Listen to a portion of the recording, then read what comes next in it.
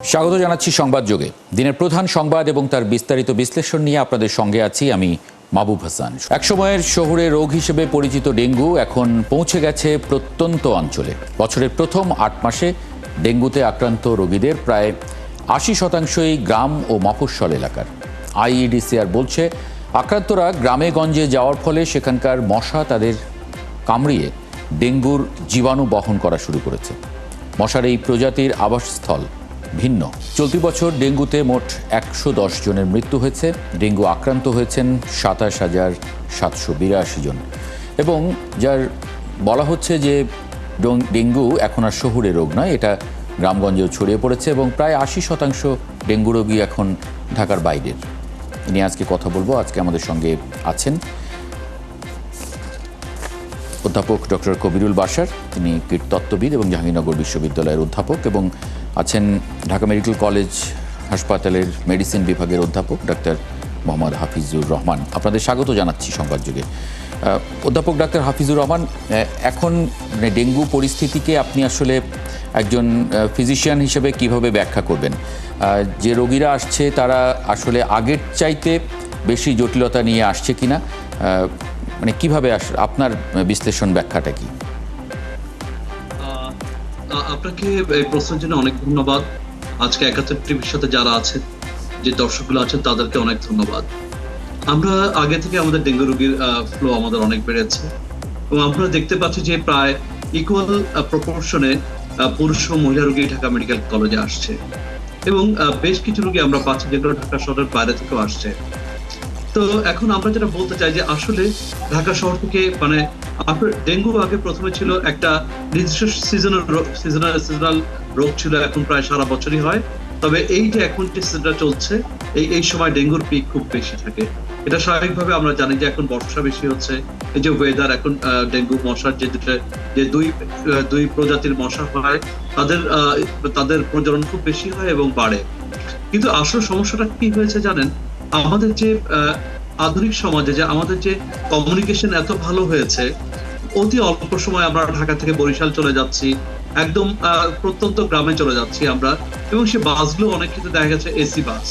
আমাদের ডেঙ্গু রোগীগুলো যেমন চলে যাচ্ছে, সাথে সেই বাসে করে মশাও চলে যাচ্ছে। ফলে হচ্ছে কি, এই মশাগুলো যেমন ইনফেক্টেড, আবার ওইখানে যে মশাগুলো ছিল অ্যাপোলেপ্টিকাস, তারাও ইনফেক্টেড ছিল না, তারাও ডেঙ্গু রোগী কর্তৃক তারা ইনফেক্টেড হয়ে যাচ্ছে।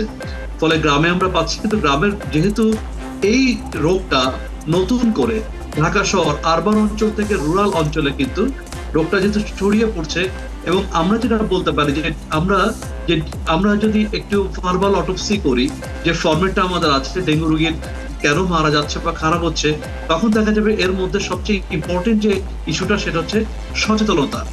রোগীকে আমরা বারবারই বলছি যে আপনারা এইগুলো সমস্যাগুলো হলে এই ডেঙ্গু রোগটা আপনাকে ওয়ার্ন করবে যে আপনি হাসপাতালে যান, অতি শীঘ্রই চিকিৎসা গ্রহণ করুন। সেই ওয়ার্নিং এবং সেই সেন্সিটিভিটি, এই জিনিসগুলো কমে যাচ্ছে। একই সাথে যেটা দেখেছি আমরা যে রোগের কিন্তু সাইন এবং উপসর্গগুলো চেঞ্জ হচ্ছে। ফলে এবং অনেক ক্ষেত্রে আগে যেটা আমরা দেখতাম যে ৪ বা ৫ দিন রোগীগুলো খারাপ হতো, এগুলো আর্লিও খারাপ হয়ে যাচ্ছে, কারণ রোগীগুলো প্রায়শই অনেকগুলো রোগী যারা আগেই একবার বা দুইবার ডেঙ্গু রোগে তারা ভুগেছেন।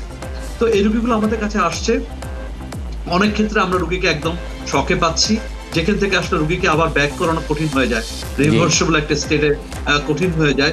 দ্বিতীয় কথা, আপনারা নিশ্চয়ই জেনে থাকবেন যে এখন এক্সপ্যান্ডেড ডেঙ্গু নামে কিছু নতুন জটিলতা তৈরি হয়েছে, যেখানে আমরা অনেকগুলো সমস্যা, রোগীর সমস্ত রক্তকণিকা কমে যাচ্ছে একসাথে, রোগীর সারা শরীরে ব্যথা হচ্ছে, কিছু রোগীর হার্টের সমস্যা হয়ে ডেঙ্গু মায়োকার্ডাইটিস হচ্ছে, কিছু রোগীর এনকেফালাইটিস হচ্ছে।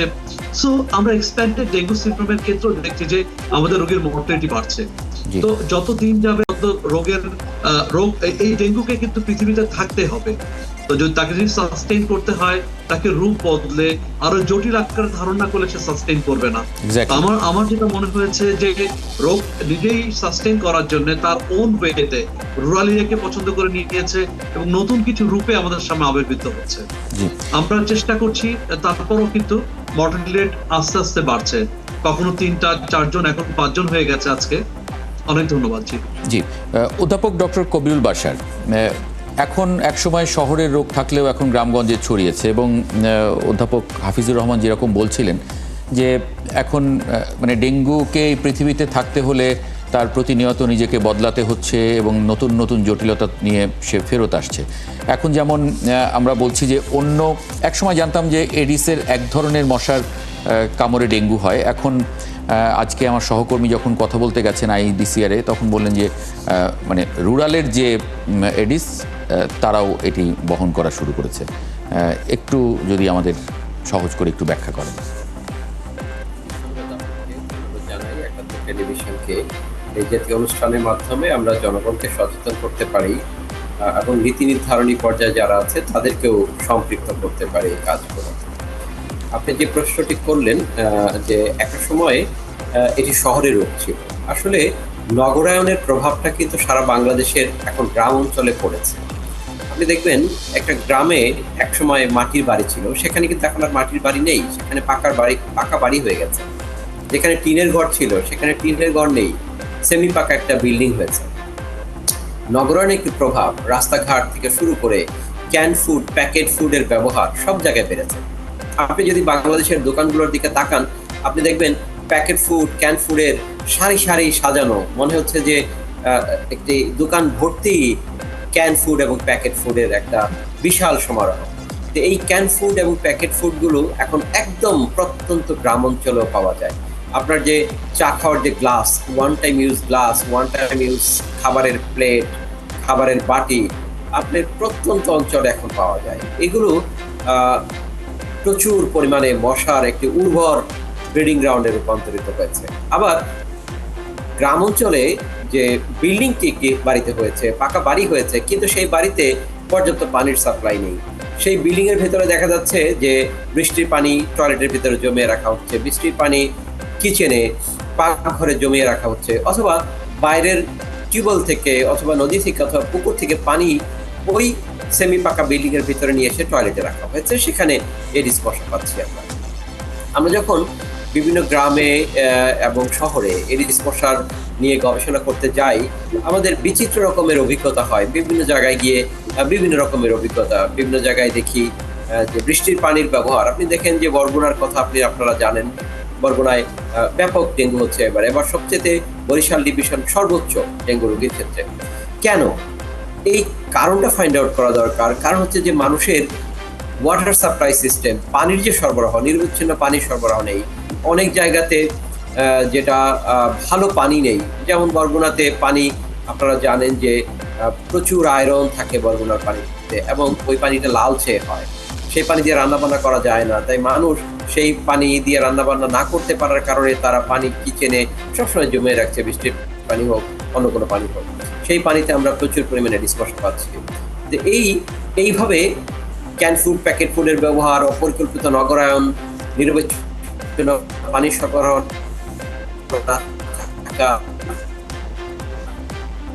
সব মিলিয়ে এখন একটি উর্বর ভূমিতে পরিণত হয়েছে বাংলাদেশ। সেটা বলুন গ্রাম অথবা শহর, যেখানে যাই সেখানে কথাটা বললেন, সেটি হচ্ছে যে গ্রামে যে এডিস মশাটি হতো, যেটিকে আমরা এডিস অ্যালবোপিক বলতাম, সেই মশাটি এখন ভেক্টোরিয়াল ক্যাপ হয়েছে কিনা। আইডিসিআর বক্তব্যটি আমি শুনলাম, কিন্তু আমরা ল্যাবে একটি গবেষণা করছি, এখন আমরা শুরু করেছি vectorial capacity of Aedes albopictus. Aedes অ্যালবোপিকটাসকে আমরা এফিশিয়েন্ট ভেক্টর হিসেবে জানতাম না। আমরা জানতাম যে 5 ভাগেরও কম এডিস অ্যালবোপিকটাস ডেঙ্গু ছড়ায়। যেখানে 95 ভাগ এডিস ইজিপ্টাই ডেঙ্গু ছড়াতে সক্ষম, সেখানে মাত্র 5 ভাগ অ্যালবোপিকটাস ডেঙ্গু ছড়াতে পারে। কিন্তু এডিস অ্যালবোপিকটাসের চেঞ্জ হয়েছে কিনা সেটি আমি এখনো কনফার্ম করে বলতে পারবো না। আমাদের এক্সপেরিমেন্ট চলছে, হয়তো এক্সপেরিমেন্ট শেষ হলে সেটা বলতে পারবো যে কত পার্সেন্ট এডিস অ্যালবোপিকটাস এখন ডেঙ্গুর ভেক্টোরিয়াল ক্যাপাসিটি অর্জন করেছে। যদি অ্যালবোপিকটাস ভেক্টোরিয়াল ক্যাপাসিটি অর্জন করে এবং সেটা যদি এফিশিয়েন্ট ভেক্টর হয়ে যায়, আমাদের জন্য ম্যানেজ করা অনেক অনেক বেশি চ্যালেঞ্জের হবে। অধ্যাপক ডাক্তার হাফিজুর রহমান, ডেঙ্গু রোগীদের ক্ষেত্রে বলা হয় যে যদি তারা শুরু থেকে ডাক্তারের তত্ত্বাবধানে থাকেন তাহলে জটিলতা হবার সম্ভাবনাটা অনেক কমে যায়, এবং সেখানে ডাক্তার তাকে দেখে যে তিনি আসলে কোন দিকে যাচ্ছেন, তারপরে হাসপাতালে ভর্তি হওয়ার একটা পরামর্শ বা আর্লি হাসপাতালে আসতে পারলে এটা মৃত্যু ঝুঁকিটা অনেকটা কমিয়ে আনা যায়। কিন্তু এখন মানে এটা যদি একটু বলেন আপনি যে আমরা ঢাকা শহরে নানান ধরনের ব্যবস্থাপনা আছে বা ডেঙ্গু ম্যানেজ করা ডাক্তারের সংখ্যা আছে অনেক অনেক বেশি, কিন্তু যখন গ্রামে হচ্ছে, মফস্বল শহরে হচ্ছে, সেখানে আসলে মানুষ কি করবে বা কারো জ্বর হলে তিনি কি করবেন এখন? আচ্ছা, তো প্রথম কথা হচ্ছে যে আমরা যেহেতু মেডিসিনের কাজ করি, মেডিসিনের মানুষ, আমরা বাংলাদেশ সোশ্যাল মেডিসিন পক্ষ থেকে আমরা বিভিন্ন সচেতনমূলক কাজ আমরা করেছি এবং আমরা বিভিন্ন পোস্টার লিফলেট আমরা বিতরণ করেছি। সেখানে আমরা বেশ কিছু জিনিস বলার চেষ্টা করেছি যে ডেঙ্গু রোগীতে আসলে আপনি দেখবেন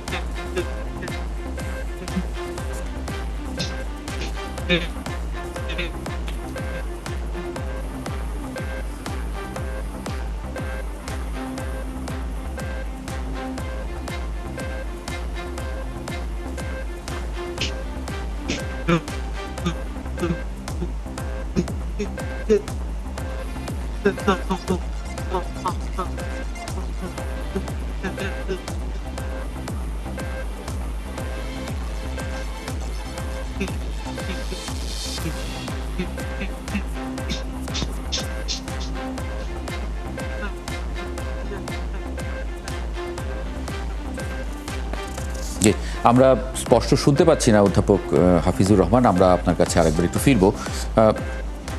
অধ্যাপক ডক্টর কবিরুল বাশার, তাহলে মানে আমাদের শহরের মানুষের এক ধরনের সচেতনতা, অভ্যস্ততা এক ধরনের তৈরি হয়েছিল, এখন যখন সারা বাংলাদেশে এটি ছড়িয়েছে, সারা বাংলাদেশের পরিস্থিতিটা আসলে কিভাবে সেখানে তারা ম্যানেজ করবেন, যদিও জানা সব, তারপরেও যত বেশিবার বলা যায়।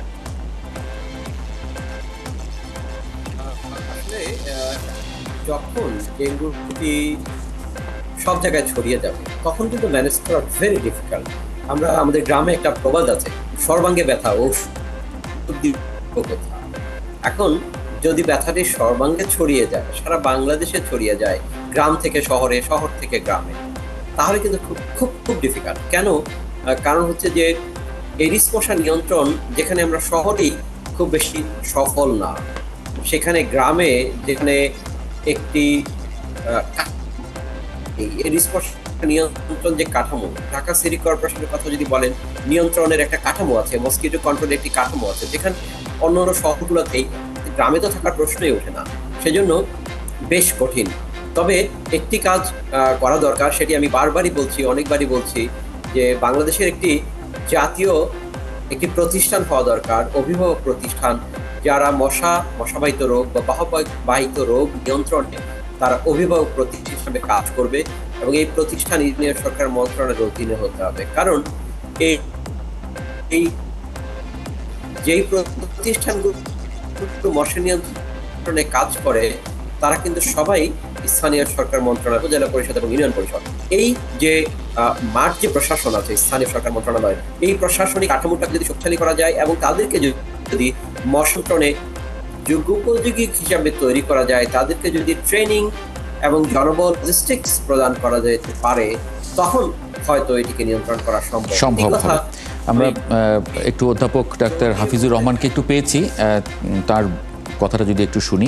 আপনি যেটা শুরু করেছিলেন, আমি আপনাকে হারিয়ে ফেলেছিলাম আপনার কানেকশনটা, যদি একটু বলেন। আমি এর জন্য দুঃখ প্রকাশ করছি। তো আমি যেটা বলতে চাচ্ছিলাম যে আমরা মানুষকে আপনাদের মাধ্যমে তথ্য দিতে চাই যে আমরা প্রথমে বলতে চাই যে আমরা মানে কিভাবে একটা রোগকে আমরা মনে করবো ডেঙ্গু। তো এখন যদি এই সময় হঠাৎ করে অনেক বেশি জ্বর আসে, অনেক বেশি জ্বর, আমরা হাই গ্রেড ফিভার মিন্স 102 বা তার বেশি জ্বর আসে হঠাৎ করে, অনেক বেশি গায়ে ব্যথা,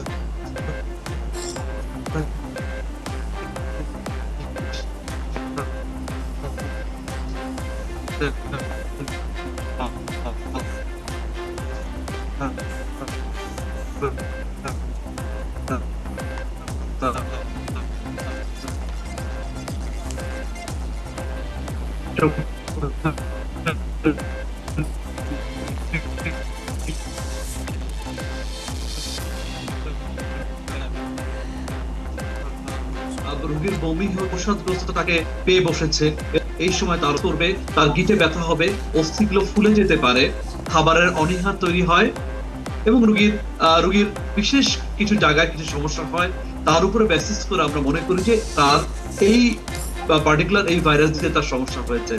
তো আমরা একটা রোগের অ্যাকিউটনেস হঠাৎ করে অস্বাভাবিকভাবে শুরু হওয়াটাকে কিন্তু আমরা ডেঙ্গু জ্বর মনে করি এবং এই সময় তো মনে করছি আমরা। তো তখন আমরা কি বলছি, ডেঙ্গু জ্বরের রোগীগুলো সাধারণত আমাদের 4 বা 5ম দিনের রোগীগুলো জ্বর যখন কমতে শুরু করে তখন অল্প কিছু অংশ রোগী 1 to 2% রোগী এগুলো কিন্তু সিভিয়ার ডেঙ্গি অথবা শকের দিকে চলে যাচ্ছে। তো তার আগে এই রোগীগুলোকে যদি আমরা বলি যে আপনারা পর্যাপ্ত পরিমাণে পানি খান এবং পানির পরিমাণ দিনে 2 লিটারে কম হবে না, আপনারা প্রচুর পরিমাণে ফলমূল খাবেন এবং আপনারা জ্বর নিয়ন্ত্রণে রাখবেন প্যারাসিটামল দিয়ে এবং অন্য কোনো ওষুধ খাবেন না।